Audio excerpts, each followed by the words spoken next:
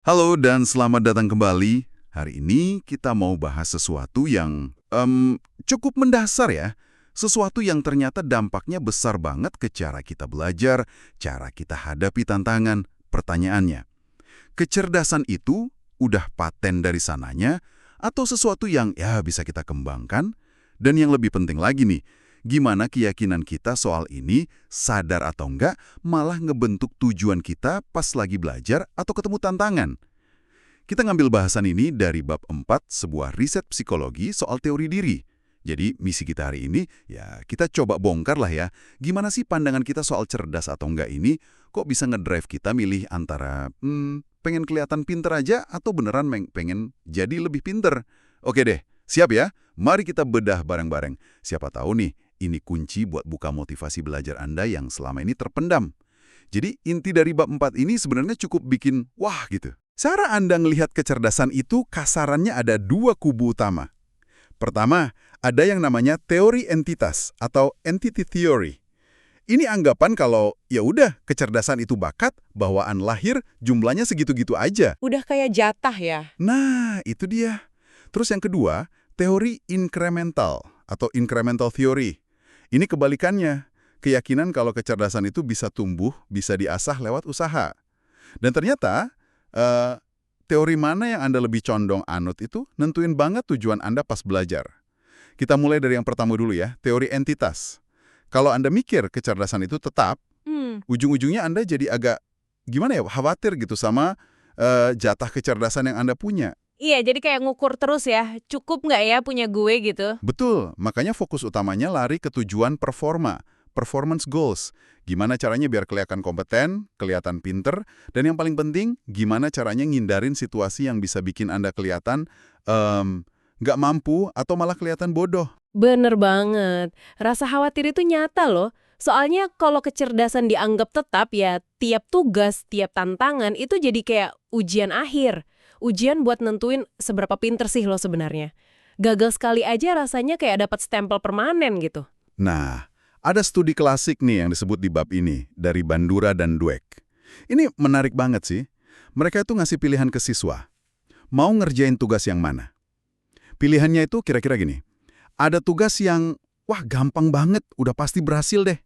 Ini kan tujuan performa yang aman ya. Main aman ya? Iya.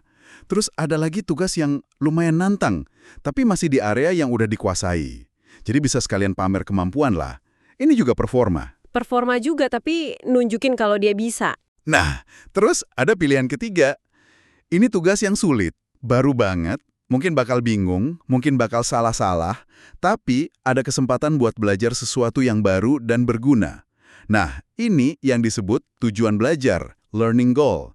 Hasilnya gimana buat siswa yang percaya kecerdasan itu udah tetap si entity theory sini? Bisa ditebak nggak? Jelas banget hasilnya. Mayoritas loh, lebih dari 80% di studi buat anak kelas 8 itu milih salah satu dari dua tugas performa tadi. Yang lebih bikin kaget lagi, hampir separuh dari mereka itu milih tugas yang paling gampang. Demi apa? Demi jaminan sukses, tanpa cacat sedikit pun. Wow. Kurang dari 20% aja yang berani ambil risiko salah demi belajar hal baru. Angka itu nyolok banget ya. Itu nunjukin betapa kuatnya dorongan buat ngelindungin citra diri pintar, apalagi kalau kecerdasan dianggap kayak barang dagangan yang jumlahnya terbatas gitu. Coba deh Anda yang dengerin, refleksi sejenak. Pernah nggak sih pas dihadapin pilihan, entah proyek kantor atau tugas kuliah, Anda jadi lebih milih yang aman, yang udah pasti bisa, walaupun mungkin kurang greget gitu ya? Iya ya, yang udah di zona nyaman. Iya, daripada ngambil yang baru, yang lebih nantang, tapi ada risiko gagal atau kelihatan, wah dia belum bisa nih. Bisa jadi ada sedikit teori entitas yang lagi main di pikiran Anda waktu itu. Nah ini kontrasnya kelihatan jelas banget pas kita lihat kelompok satunya. Mereka yang nganut teori incremental. Buat mereka, ini kecerdasan tuh kayak otot aja. Oh, bisa dilatih ya? Bisa dilatih, bisa dikembangin. Lewat apa? Ya usaha keras, strategi yang pas, belajar dari pengalaman. Keyakinan ini, wah, ngubah segalanya. Kalau Anda percaya kecerdasan bisa tumbuh, fokusnya kan jadi bukan lagi soal ngebuktiin seberapa pinter Anda sekarang. Tapi gimana caranya jadi lebih pinter. Ini yang ngedrive pengejaran tujuan belajar, learning goals. Logikanya jadi kebalik ya? Iya, Jadi kebalik. Ngapain buang waktu khawatir kelihatan bodoh kalau waktu dan energi itu bisa dipakai buat beneran ningkatin kemampuan? Tantangan itu bukan lagi ancaman jadinya, tapi malah kesempatan emas buat berkembang. Ini pergeseran prioritas yang fundamental banget sih. Terus, hasil studi Bandura dan Dweck buat kelompok ini gimana? Yang incremental theorists. Hasilnya, ya persis kebalikannya sama yang tadi. Mayoritas siswa dengan teori incremental ini, lebih dari 60% di studi kelas 8 yang sama itu malah milih tugas tujuan belajar. Yang paling nantang itu loh. Justru milih yang susah. Iya, mereka sengaja milih yang sulit, yang berisiko salah, karena ya disitulah kesempatan belajarnya paling gede. Sebagian besar sisanya milih tugas performa tapi yang menantang juga. Jadi mereka nggak takut tantangan. Cuma sedikit banget yang milih tugas paling gampang, yang ngindarin tantangan sama sekali. Wah, beda banget ya pendekatannya. Jadi, kalau percaya bisa berkembang, prosesnya, usahanya, bahkan salahnya itu jadi lebih berharga ya daripada sekedar nilai akhir atau pujian sesaat gitu. Tepat sekali. Kesalahan itu dilihatnya bukan bukti kalau, wah gue bodoh permanen nih. Bukan. Tapi lebih kayak bagian dari proses belajar aja. Jadi umpan balik biar bisa lebih baik lagi ke depannya. Dan pola pikir ini konsisten ya, nggak cuma di anak remaja aja, ada studi lain kan dari Mueller dan Dweck tahun 97. Itu nelitinya di mahasiswa, dan hasilnya mirip banget. Mahasiswa yang teori entitas itu cenderung setuju sama pernyataan kayak gini. Kadang gue lebih mentingin dapat nilai bagus daripada benar-benar belajar banyak, atau kalau gue tahu bakal gagal di suatu tugas, kayaknya gue nggak bakal coba deh, meskipun sebenarnya bisa belajar banyak dari situ. Waduh, sayang banget ya kesempatannya. Nah sementara itu, mereka yang punya teori incremental lebih setuju sama pernyataan kayak jauh lebih penting buat gue itu belajar hal baru di kelas daripada cuma ngejar nilai terbaik. Terus pas dikasih pilihan langsung nih, mau nilai A pasti, tapi di kelas standar aja, atau mau nilai B, tapi di kelas yang nantang banget dan bisa belajar banyak. Hasilnya gimana? Sekitar 68% mahasiswa incremental milih tantangan itu. Pilih belajar ya? Yeah. Sementara cuma 35% mahasiswa entitas yang berani milih tantangan. Kebanyakan dari kelompok entitas ini ya milih aman aja, jaminan nilai bagus. Ini nunjukin kalau pola pikir ini cukup kuat ya, dari remaja sampai dewasa muda. Ada satu lagi nih studi dari Hong dan kawan-kawan.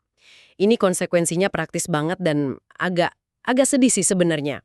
Coba bayangin Anda mahasiswa terus dapat nilai jelek di tengah semester. Aduh. Terus kampus nawarin tutorial perbaikan, gratis, khusus buat bantu ngejar ketinggalan. Kesempatan bagus kan? Banget, harusnya diambil ya. Tapi ada harganya. Ikut tutorial itu artinya ya Anda ngakuin di depan umum kalau Anda lagi kesulitan. Wah, iya juga ya.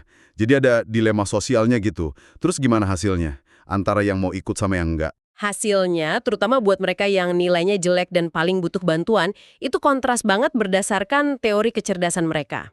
Mahasiswa dengan teori incremental, wah antusias banget mau ikut. Sekitar 73% dari mereka yang nilainya jelek mau ikut tutorial itu. Mayoritas mau ya? Iya, tapi mahasiswa dengan teori entitas, mayoritas malah nolak. Cuma sekitar 13% dari mereka yang nilainya jelek yang bersedia ikut. Jadi yang paling butuh bantuan malah yang paling menghindar. Itu ironis banget. Kenapa bisa gitu ya? Ini benar-benar nunjukin sebuah ironi yang tragis ya. Buat penganut teori entitas, ngakuin kelemahan atau minta bantuan itu rasanya, wah, mengancam banget. Itu kayak lagi mamerin kebodohan permanen mereka ke semua orang. Jadi mendingan kelihatan mandiri, tapi sebenarnya ketinggalan. Daripada kelihatan nggak mampu pas lagi berusaha ya? Iya, daripada ngambil resiko kelihatan gak mampu pas lagi nyoba perbaiki diri, mereka jadi kayak terjebak sama keyakinan mereka sendiri. Oke. Sejauh ini kita lihat ada hubungan kuat nih antara keyakinan sama pilihan tujuan. Tapi kan pertanyaannya, apa keyakinan ini beneran penyebabnya? Iya. Bukan sekedar kebetulan aja kan? Iya, jangan-jangan cuma kebetulan aja orang yang percaya kecerdasan tetap, ya emang sukanya tugas aman aja. Bab 4 ini ngebahas eksperimen kausalitas dari Tenney, Dinches, dan Dweck. Gimana mereka ngujinya tuh? Caranya cerdik sih. Mereka nggak cuma ngukur keyakinan yang udah ada di siswa, tapi mereka nyoba ngubah keyakinan siswa itu, walau cuma sementara. Jadi siswa kelas 5 diminta baca artikel menarik gitu. Separuh siswa baca artikel yang isinya ngepromosiin teori entitas. Misalnya cerita soal Einstein yang digambarin kayak jenius peri lahir aja gitu. Oke. Separuh lagi baca artikel yang ngepromosiin teori inkremental. Ceritanya bisa sama, soal Einstein juga. Tapi nekenin kerja kerasnya, proses perkembangannya. Oh, jadi kayak ditanamin mindset tertentu gitu ya sesaat. Terus apa yang terjadi setelah baca? Nah, abis baca artikel itu, siswa dikasih pilihan tugas lagi. Mirip kayak studi Bandura and Dweck tadi. Pilih tugas performa, yang aman atau buat pamer, atau tugas belajar, yang sulit tapi bisa berkembang. Hasilnya signifikan banget. Sisma yang baru aja baca artikel teori entitas, jadi jauh lebih mungkin milih tugas performa. Jadi pengen kelihatan bisa ya? Iya. Sebaliknya, yang abis baca artikel teori inkremental, lebih cenderung milih tugas belajar. Ah, jadi ini kayak ngebuktiin hubungan sebab akibatnya ya. Keyakinan yang baru ditanamkan itu, langsung ngaruh ke pilihan tujuan mereka. Tepat. Ini nunjukin kalau keyakinan soal kecerdasan itu bukan sekedar korelasi biasa, tapi secara aktif mendorong kita milih tujuan tertentu. Percaya kecerdasan itu tetap bikin Anda fokus sama level kecerdasan Anda sekarang dan nyari validasi dari luar. Tapi kalau percaya kecerdasan bisa tumbuh, Anda jadi lebih menghargai proses pengembangan diri, nggak terlalu peduli walau harus hadapi tantangan atau penilaian negatif jangka pendek. Tapi apa sesimpel itu ya? Apa berarti tujuan performa itu selalu jelek dan tujuan belajar selalu bagus? Kan nggak juga mungkin ya? Nah, ini pertanyaan bagus. Ini ngebawa kita ke nuansa penting yang diangkat studi lain oleh Stone. Ternyata nih, makna dari tujuan performa itu sendiri bisa beda loh buat kedua kelompok. Oh iya? Gimana tuh bedanya? Buat penganut teori inkremental, ujian atau tugas yang ngukur performa itu seringkali dilihat sebagai evaluasi, tapi evaluasi keterampilan spesifik pada waktu tertentu aja. Jadi kalau gagal di satu tes, nggak langsung bikin mereka ngerasa, wah, gue bodoh selamanya. Nggak gitu. Mereka bisa lihat itu sebagai feedback, oh, area ini nih yang perlu ditingkatin. Oke, jadi lebih kayak checkpoint ya, bukan vonis akhir gitu. Nah, kalau buat yang teori entitas, gimana? Buat mereka, ujian atau tugas performa yang sama itu seringkali rasanya kayak ujian buat kecerdasan global mereka, yang mereka anggap permanen dan berlaku selamanya. Wah, berat banget dong rasanya. Iya, bobotnya jadi terasa jauh lebih berat. Makanya, kegagalan di sini bisa terasa sangat personal, sangat mengancam harga diri. Nah, perbedaan makna inilah yang mungkin ngejelasin kenapa mereka jadi lebih cemas pas hadapi evaluasi, lebih takut gagal, dan lebih fokus ke hasil akhir daripada proses belajarnya. Masuk akal sih. Ini juga mungkin ngejelasin kenapa orang dengan teori inkremental bisa lebih fleksibel ya. Mereka mungkin tetap pengen nilai bagus, ya iyalah siapa yang nggak mau, itu kan tujuan performa. Tapi nggak sampai ngorbanin kesempatan belajar, tujuan belajar. Mereka bisa nyatuin keduanya dengan lebih sehat gitu. Tuh, mereka bisa ngelihat nilai bagus itu sebagai hasil dari proses belajar yang baik, bukan satu-satunya bukti kecerdasan mereka. Tapi, ini juga jadi nimbulin pertanyaan menarik nih. Gimana ketakutan gagal yang dalam banget ini bisa muncul? Bahkan pada siswa yang di atas kertas kelihatannya sukses banget, tapi diam-diam dia nganut teori entitas. Buat mereka, satu kegagalan aja bisa rasanya nguruntuhin seluruh bangunan kecerdasan yang mereka yakini udah tetap itu. Jadi, nih sepanjang kita ngobrol ini, coba Anda pikirin lagi deh. Posisi Anda di mana nih dalam spektrum keyakinan soal kecerdasan ini?